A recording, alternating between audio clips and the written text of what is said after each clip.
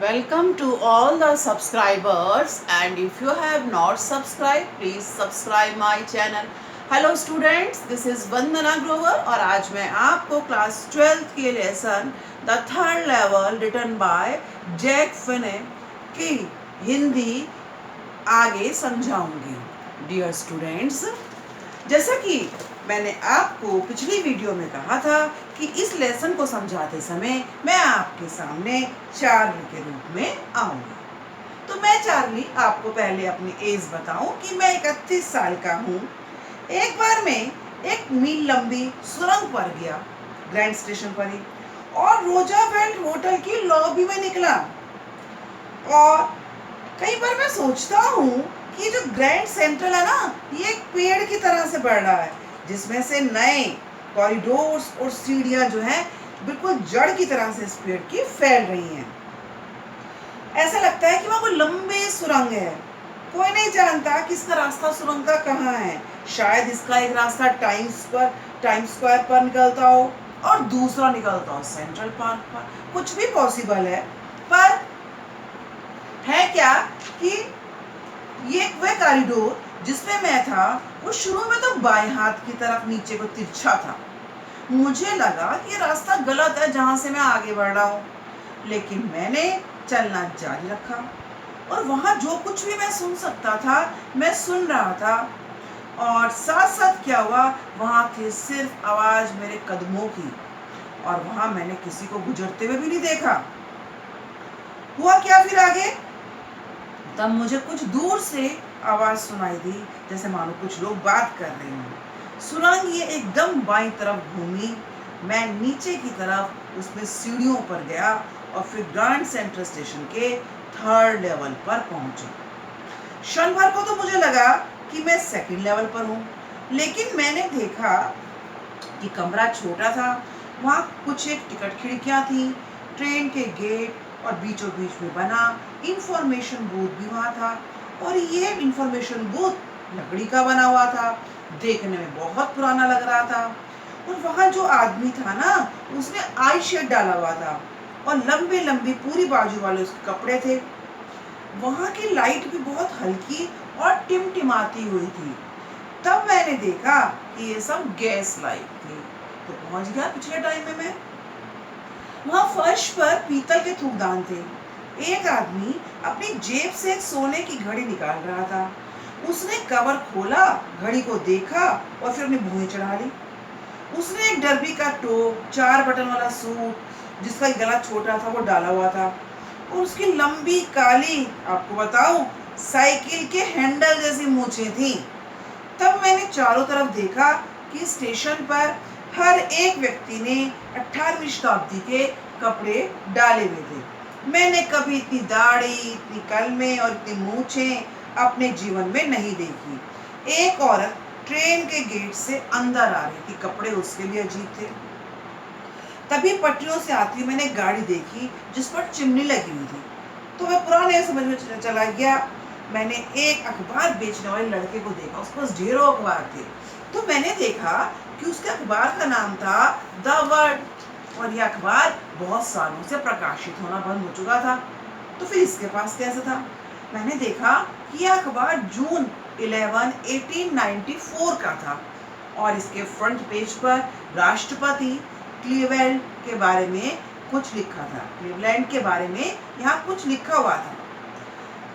अब मैं ये जानता था कि ग्रैंड सेंट्रल पर थर्ड लेवल पर मैं टिकट खरीद सकता था, क्योंकि टिकट विंडो थी, और उससे मैं और लुइसा, मेरी वाइफ, यूनाइटेड स्टेट पर कहीं भी घूमने जा सकते थे सन 1894 में। और मैं गेलेसबर्ग की 2 टिकट खरीदना चाहता था। तो क्या कभी आप गए हैं वहां पर? बहुत ही आश्चर्यजनक कस्बा है गेलेसबर्ग। बड़े और पुराने फ्रेम वाले मकान, बड़े लॉन और ऐसे बड़े बड़े पेड़ हैं जिनकी शाखाएं जब आपस से मिलती हैं तो वहां की गली के लिए छत का काम करती हैं। और 1894 में गर्मी की शाम दुगनी लंबी होती थी और लोग अपनी लॉन में बैठे हुए होते थे। आदमी सिगार स्मोक करते थे और शांति से बातें करते थे, और औरतें पाम लीव से हवा करती थी। उस शांति भरे स्थान पर चारों ओर जुगनू ही जुगनू थे। वहां पहुंचकर ऐसा लगता था कि पहला विश्व युद्ध होने में अभी 20 साल हैं और द्वितीय विश्व युद्ध होने में तो 40 साल है। मुझे तो उस स्थान के 2 टिकट चाहिए थे, एक अपने लिए और एक अपनी वाइफ के लिए। अब टिकट विंडो पर जो क्लर्क था वो किराए का हिसाब लगा रहा था और साथ साथ उसने मेरे फैंसी हेडबैंड को देखा, लेकिन उसने किराए का हिसाब लगाया और मेरे पास 2 टिकट एक तरफ खरीदने के लिए काफी पैसे थे। मैंने ये सोचा, मैंने पैसे गिने और ऊपर देखा, क्लर्क मुझे घूर रहा था। उसने पैसों को देखकर गर्दन हिलाई। उसने कहा, मिस्टर, यह धन नहीं है। अगर आप मुझे ठगने की कोशिश कर रहे हैं तो बहुत दूर तक कर नहीं पाओगे, ठग नहीं पाओगे। और मैंने भी एक तरफ रखे कैश ब्राउजर को उसके देखा, कैश ड्रॉर को देखा। वास्तव में जो उसके अंदर जो करेंसी थी वो पुरानी तरह की थी। तो मैं भी अपने उसी रास्ते पर वापस चल पड़ा जहां से आया था। क्यों? वो इसलिए क्योंकि मुझे 1894 की जेल में भी कुछ अच्छा चीज नहीं मिलेगी, इतना मालूम था। अब अगले दिन मैंने लंच के समय में $300 बैंक से निकाले और लगभग सारे जो हमारे पास थे और पुराने स्टाइल की मुद्रा करेंसी ली थी, जिससे वास्तव में मेरा साइकियाट्रिस्ट मित्र जो था सैम, वो बहुत परेशान हुआ और मुझसे कहने लगा, तुम पुराने किसी भी कॉइन का काम करने वाले से ले सकते थे, लेकिन तुम्हें इसकी प्रीमियम देनी होगी। अब मेरे $300 के बदले मुझे $200 मिले, लेकिन मैंने कोई चिंता नहीं करी। क्यों? इसलिए क्योंकि 1894 में 1 दर्जन अंडों की कीमत थी सिर्फ 13 सेंट, लेकिन मुझे 3rd level grand central station का रास्ता फिर कभी मिला नहीं। पैसे तो मैं ले आया चेंज करके। मैंने कोशिश बहुत करी। जब मैंने लुइसा को यह सब बताया तो वो थोड़ी चिंतित हुई और वह नहीं चाहती थी कि मैं 3rd लेवल को और ढूंढूं। और कुछ समय बाद मैं रुक गया। मैं अपनी टिकटों के पास गया, लेकिन इस बार मैं और मेरी पत्नी दोनों देख रहे थे हर वीकेंड पर। अब क्योंकि अब हमारे पास सबूत था कि 3rd लेवल है। मेरा फ्रेंड, अब क्या हुआ कि मेरा फ्रेंड सैम जो साइकियाट्रिस्ट था वो खुद ही गायब हो गया। किसी को नहीं पता था कि कहाँ, लेकिन मुझे शंका थी क्योंकि सैम एक शहरी लड़का है और मैं उसे गेलेसबर्ग के बारे में बताता था। मैं वहाँ जब स्कूल जाता था और वह हमेशा कहता था कि उसे वह स्थान बहुत पसंद है, लेकिन अब वह जहाँ है वह सब ठीक है।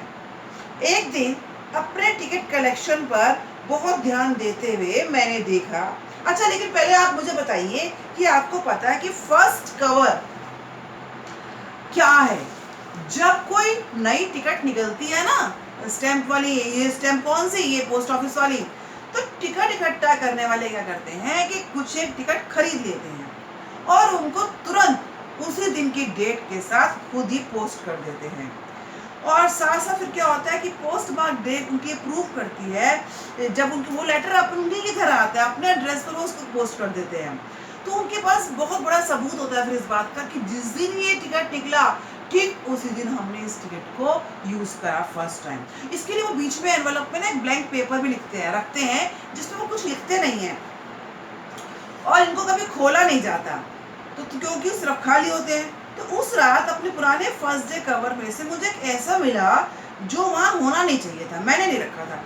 यह एनवेलप इसलिए वहाँ था क्योंकि किसी ने मेरे दादा को गेलेसबर्ग में ये मेल किया था और क्योंकि एनवेलप पर वहीं का एड्रेस था और वहाँ जुलाई 1894 से था। पोस्ट मार्क दिखा रहा था कि मुझसे बिल्कुल याद नहीं कि कब का है, मुझे किसने डाला, कब मिला। टिकट 60 सेंट का था और इसका कलर था बिल्कुल डल ब्राउन और साथ में इसमें प्रेसिडेंट गारफील्ड का चित्र था।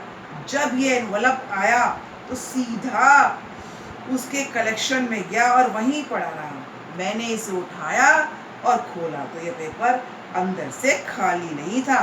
क्या था अंदर? सुनेंगे आप। अंदर लिखा था इसका, चार्ले, मैं आशा करता हूँ कि तुम ठीक होगे और साथ साथ मैं यह भी सच्चे है मुझे 3rd लेवल मिल गया। मैं 2 हफ्तों से यहाँ हूँ और नीचे गली में अब कोई पियानो बजा रहा है और सब गा रहे हैं 4 लेवल लुइसा और ढूंढते रहो जब तक तुम्हें ये तीसरा लेवल नहीं मिल जाता। मेरा विश्वास करो, यह बहुत अच्छा है। और नीचे लिखा हुआ था सेम। जब मैं स्टैम्प और कॉइन स्टोर पर पहुंचा जहां मैं जाता था, तो मैंने देखा कि सैम ने $800 वहां से खरीदे थे, पुराने करेंसी के। उसने निश्चित रूप से अनाज भूसे आदि का व्यापार किया होगा वहां जाकर गेलिसबर्ग में, और अपना पुराना व्यापार जो यहाँ वो करता था वो नहीं किया होगा, क्योंकि सैम मेरा साइकियाट्रिस्ट फ्रेंड था। तो आपने देखा, यहाँ आकर हमारी ये अजीबोगरीब कहानी खत्म होती है, जो कि अपने आप में बहुत ही इंटरेस्टिंग और थ्रिलिंग है। उम्मीद है कि आप सबको ये कहानी बहुत पसंद आई होगी। Okay, bye.